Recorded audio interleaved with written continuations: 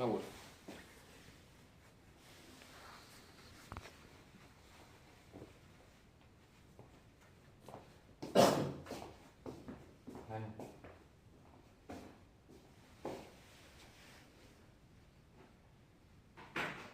Ang aking mga halaman sa loob ng bahay.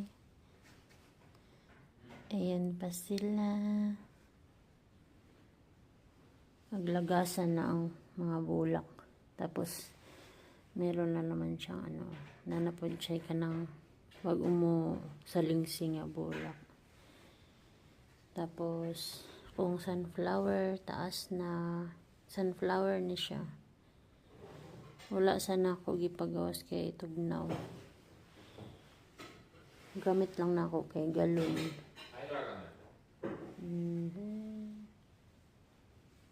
Mani akong mga bulak. Mga halaman ko.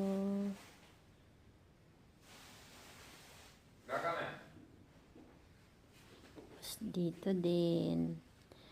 Andito na yung sayote. Sayote ito nilipat ko na dito. Tapos kastan. Blueberry, alfine. Yan. Ito lang ang aking munting halaman sa loob ng bahay. Meron pa ako dun sa kusina. Ayan.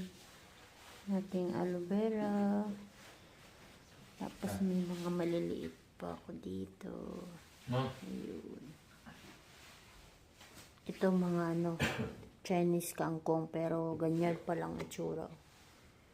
Ilan pa lang tumubo. Thank you for watching.